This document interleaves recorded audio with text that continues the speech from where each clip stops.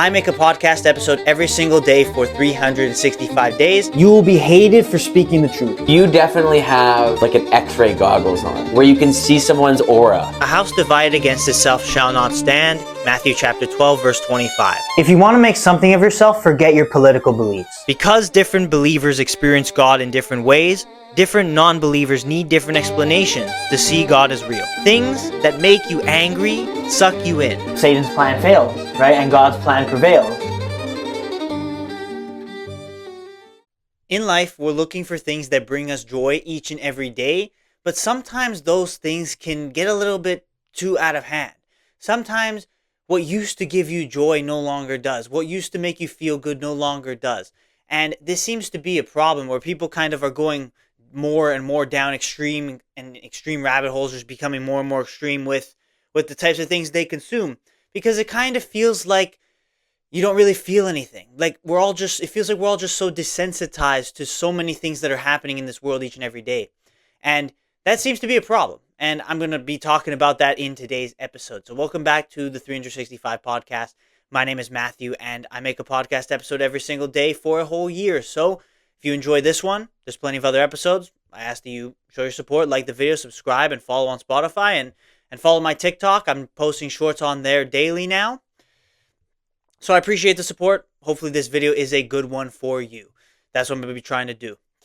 So it feels like it feels like nothing matters anymore. It feels like truly we are just kind of walking around, just meandering along. Like you look and you scroll through Twitter or you scroll through whatever social media you watch, and it's like nothing gives you any feeling anymore. Nothing really makes you laugh. Nothing really, like, you feel desensitized. You really do. You look at something that should make you feel pissed off, but you don't really care, or you don't care enough for it to affect you that much. Or you look at some crazy thing, right? You look at the files, right? Look how quickly the Epstein files got buried and how little people talk about them anymore right now.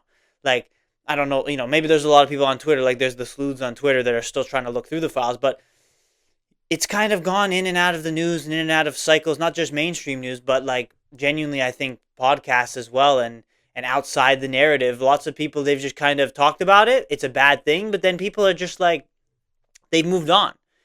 But it's a terrible thing. It's a horrible thing, the fact that these people have been doing this for years, and now it's actually finally officially come out. But we've just kind of moved from it. And I think it is this desensitization that we're seeing all around us, that we don't really feel anything anymore. Like, whether it's like music culture that kind of talks about these things, or it's literally just the scrolling, just your brains are just so fried that you need something so incredibly impactful for you to feel any sense of emotion when you're online. It's an issue. And sometimes I feel it. Like, when I'm watching like a baseball game or I'm watching a soccer game and nothing really interesting is going on, like, yes, it's the longer game, right? Of course. It's not every play is going to be something absolutely crazy, right? You might have those couple of moments. There's going to be a couple moments in the game. But when you're watching the game and things aren't really happening, it feels kind of slow and it feels kind of boring. And I don't think that's because I don't like the sports. I love the sports. I've played soccer my whole life, football, whatever you want to call it. I've played it my whole life, and I love the sport, and I've watched countless hours of the sport. And baseball is maybe more new to me, but I'm really into it, and I'm really enjoying baseball right now. But I'm seeing even in those, that's like, it just feels like you need more. Like, and I guess this is kind of a thing that is all online. You just feel like you want more. You want that hit. We're all out here like searching for that bigger dopamine hit that like hits us in a more extreme, in a more hard way, like, that really makes us go, whoa, right? And I guess that's why certain like extreme political guys are becoming more and more popular, because like, it's the whoa factor, right? You say something that's absolutely outrageous and it gets views. That's why the easiest thing to get views is to like say something outrageous, or to just be angry at someone, or to pick a fight or something like that, because people want to get engaged. They want to get engaged in something bigger, because what they're currently watching, what they're currently consuming isn't that. And I feel like there is a huge issue like this all around the world, I think, where we're just kind of constantly searching for more. We're searching for that next level, that new extreme thing, because, well, social media is an addiction and it works the same as other addictions. That you reach a certain level and that same hit doesn't actually feel good anymore. So you need something more extreme. You need more of it to get that same hit, that same rush. It's like, it's like a drug addiction, right?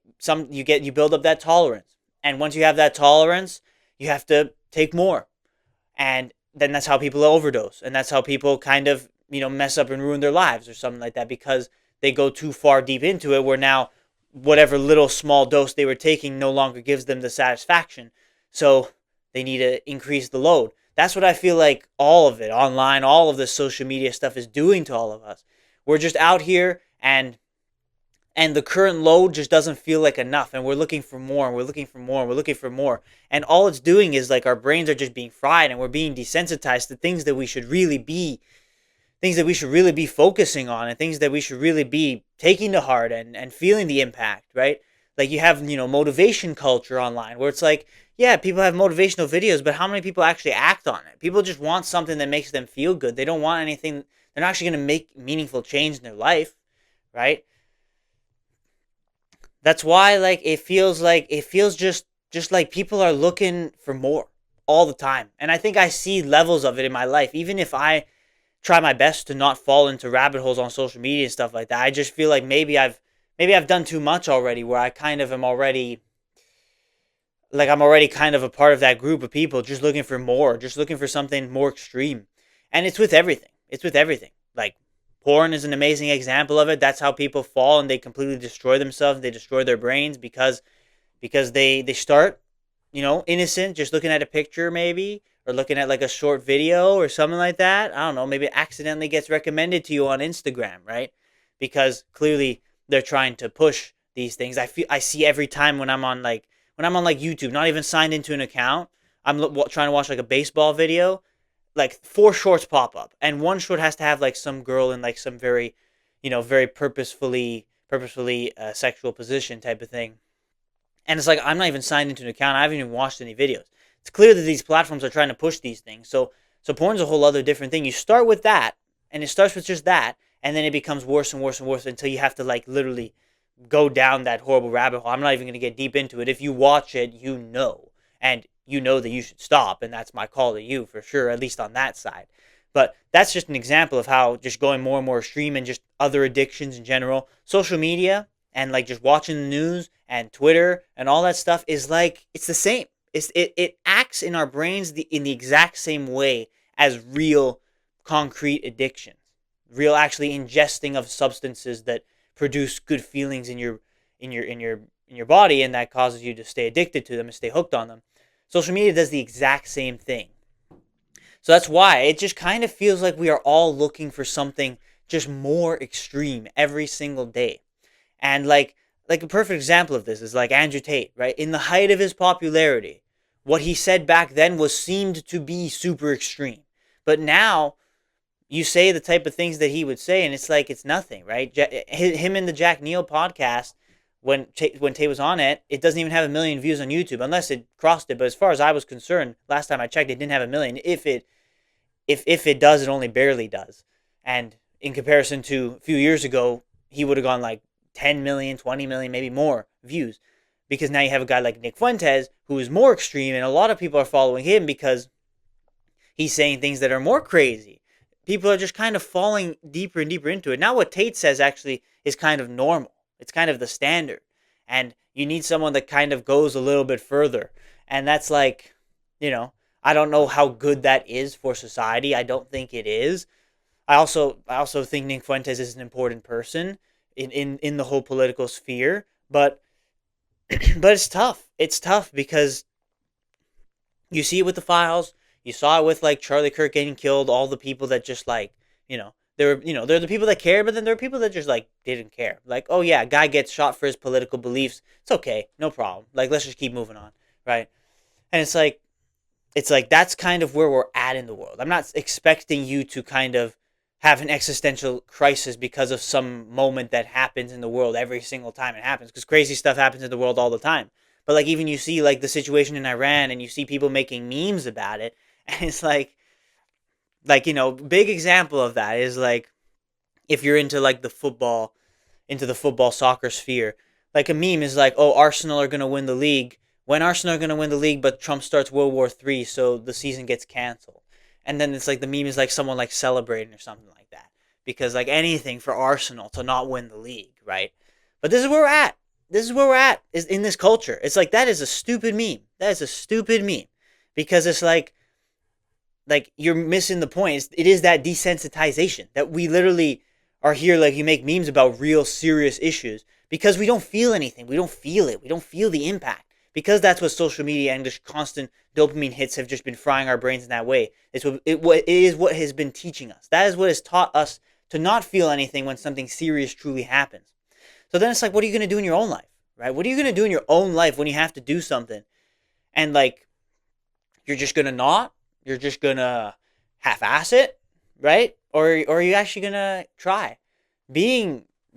Having your brain fried by all this stuff on social media, whether it be political news or whether it be like scrolling on Twitter or whether it be just just TikTok or Instagram scrolling, just the basic stuff, right? It doesn't have to be anything crazy. You see all these things, and if you watch all these memes, the more you consume it, you're just looking for the hit. And pursuing the hit and pursuing that thing is what makes everything else in your life seem so boring. But your life doesn't have to be boring. You can go out there and you can do great things. You can go out there and I don't know, go out there and do something new. Like that's possible. It's possible in your life every day, right? It's just up to you, right? To leave the house, to leave your basement, and go out there and do something different. But the reason why is because we don't, and we're just stuck scrolling and we're stuck consuming, and the consuming is just making us want more. But in reality, it's just destroying us and having us fall farther and farther and farther down the rabbit hole until like what's the end, right? What is the end point of all of this, right? Till you just don't feel anything. You don't have any feelings. Your brains are so fried that like you just sit around all day and you don't do anything and you don't pursue anything in your life. Is that the end goal of just scrolling to oblivion? You're just sitting on your phone scrolling again, like it's literally like a drug. You can't get off it because you're just there for hours and hours and hours on end. Is that the end goal? Maybe for these platforms, for the algorithms, for the people that run the world, all that stuff. But I think this is a big issue. And I think I just want to talk about it because I think just to talk about it and just to recognize it, I think is super important. This has been a very big theme on the show for the last couple weeks, I think. Just the whole like how deep you can get into the weeds of how bad social media is for you. And this is another layer to it. Just this idea that like there's a certain level and the hit is not enough anymore. Constantly scrolling and constantly looking for it, especially if it's a daily thing, you're going to keep looking for that dopamine hit and it's not going to be there. So you want something more extreme. You want something that gives you the whoa factor. That thing that really just pushes, that gets you on the edge of your seat, right? That is super intense, right? And then the more intense it gets, the more desensitized you get to it. And then that's where your morals get to be screwed. And when you actually try and live your life, your whole perception of life is going to be screwed because of just bad influence online. So if anything else, I think me talking about it brings some more awareness to this issue because I don't think it's talked about enough, right? Like when you scroll YouTube and you see that like videos are specifically tailor made for you to just click on, even if you don't really feel interested in the topic, it feels so fake. It feels so fake because people are just trying to abuse like the human instinct of wanting that whoa factor, right? Wanting that dopamine hit and something that feels like it's intriguing. Even if I, try and make good titles to my videos and I try and make a good thumbnail, I don't make it so purposefully like artificial. That's kind of what it feels like. And AI probably definitely has a say in that. It does feel artificial. I think that's a great word to describe everything online. It feels artificial, probably because it is. Most people's lives are fabricated. Video games, it's just a fake world, right? It's a fake world that you're playing and you're indulging in. Shows are just fake, exaggerated scenes and situations and movies all the same. I think all of that combined, you put that all into one big concoction, it leads you to just not really feeling anything, right? You watch a bunch of action movies, you play a bunch of shooter games, you might just not like feel intrigued when you have like an actual gun pointed into your head. Like you might literally it might be that bad. That might be the extreme of what we are dealing with right now in today's world. So it might be the extreme, I'm not sure. But let's hope it's not. Let's hope it's not, because sometimes you got to take things seriously. Sometimes you got to have fun, of course, but you have to like understand things. You have to rationalize things, and you got to like be able to put in that work for yourself. In yesterday's video, I was talking about like the fire you need to have, right? The fire and the desire to go out and do things. I think what this like kind of addiction to social media, chronic societal cultural addiction to social media is it's taking us and taking our focus away from what's more important in our lives, to the point where our lives don't feel good. Like our lives don't compare to the feeling you get from being in this virtual world. Whatever it may be. If it's social media, I'm using social media as an example because scrolling is probably the worst of it. But it could also be through movies, through shows, through games. It's through this. It's like it's the fictional world, and you're being, and maybe VR makes it worse. AI will make it even worse. It will only exponentially get worse from here. So I think the biggest message is just to resist it. Resist it. If you like, I think a lot of us feel this way, that a lot of things just don't hit anymore. That just doesn't. It just feels old, and it feels boring, and it feels like you're looking for more, right? But instead of falling down that rabbit hole, constantly looking for more, try and make your life better. And if you make your life better, you make what you do in your day to day better and more fruitful and as unique as you can possibly have it. Fun experiences. Try and do like great things, extraordinary things instead of the same thing every single day. The more variety you can have to your life, truly, the more you can wean yourself off of this culture that we seem to be sucked into.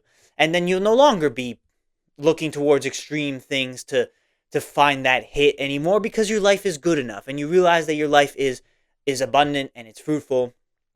And of course, what I'd say is trust in God. Always have faith in God and strength through God, because in Jesus' name all is possible, right? With man it's impossible, but with God all things are possible. And it's like getting so sucked into that culture, maybe it also, it moves you away from God and moves you away from values that will actually help you in your life as well. I think you just have to make your life more fruitful. You have to be stronger.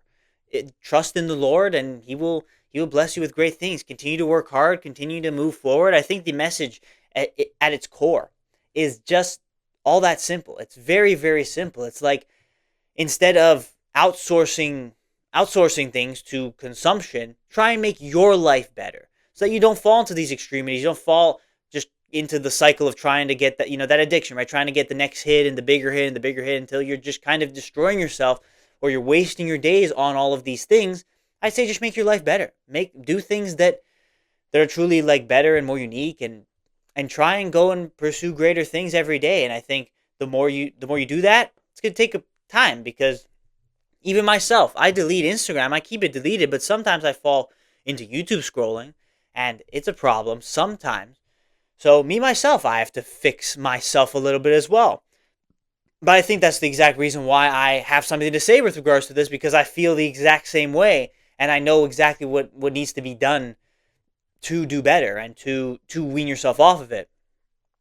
Right? I've been doing better, right? For example, like I'll go back to like the baseball example. Like baseball's a slow sport, right? That's just how it is, right? That's why, like, you either love it or you hate it, right? I used to hate baseball, but then I started getting into it, and I really enjoyed it because of the Blue Jays run that they had last year. Really got me into it. And now we have the World Baseball Classic, which is the international tournament, the World Cup of baseball, basically.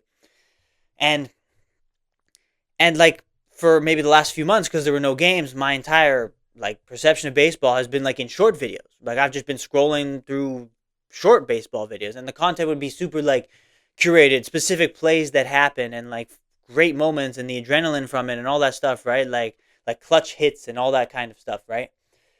So that then it's like I feel like when I get back into watching the long form games, you just like it's slow, because of course it feels slow. But I think this is a good example because it's absolutely relatable to many other things in your life. If your whole life is just short form, your attention span gets destroyed, so that when you have to like focus on something for a longer period of time, you're going to feel bored. That's absolutely a part of it. Your attention span's being shortened to just the hit in a couple of seconds. You want it now, and social media and everything else makes it so easy. And then, of course, again, back to the original point, like you're trying to pursue more and more and more. Your attention span just gets lower and lower and lower, and it gets worse and worse and worse, and that leads to then your life not feeling as like you're not getting the hit from your own life. And like it's your life, man. God's given you this great gift of a life and you're just outsourcing everything. So I think just me talking about it, me bringing some light to this, I think it's important, and I think it's something that hopefully you guys can make the experiences in your life better. If you have a good life and the level of experiences in your life are increased and you consume less and try and create more, I think that will absolutely help when it comes to resensitizing yourself and not pursuing the extreme and not pursuing the hit. Instead, being comfortable with being bored. Sometimes it's okay. Boredom is sometimes absolutely okay. But this culture has kind of persuaded us that it isn't, that we always have to have something in front of us. And being comfortable with boredom is cool because I think sometimes you find the answers when you're just kind of sitting there and you got nothing to do. So you're just sitting there and you're thinking, you're contemplating. Sometimes you find the answers to where you're meant to go in your life just by sitting there and giving it and just giving some deep thought to something instead of just constantly having something in front of your face. So I think that is the solution. It really is that simple. Just make your life greater and experience new things. And the more you do that, I think it will absolutely help you when it comes to fixing your brain, fixing your attention span, and living a truly fruitful and abundant life each and every day. So that's it. That's all I got. I'm just spreading awareness, trying to get this type of message out there. I really hope you enjoyed. As always, if you did, like the video and subscribe on YouTube, follow the podcast on Spotify, and follow on TikTok. I appreciate your support, and if you're still here, of course, I appreciate you. And you watching this long form content, that is a good thing for you because that means that you can extend your attention to a longer form podcast versus the quick fix, the quick hit, which are those shorts, right? I have to post shorts because the shorts help people help move people to get them to watch the longer form content. But it's a means to an end. It's not like I don't post just shorts, and a lot of people do post just shorts, and a lot of people only consume just shorts. So you being here, it's really important for you. So consume longer things and make your life better every day. That's all I gotta say. So that's really it for me. So thank you for watching, as always, on the 365 podcast. I will see you tomorrow for the very next episode.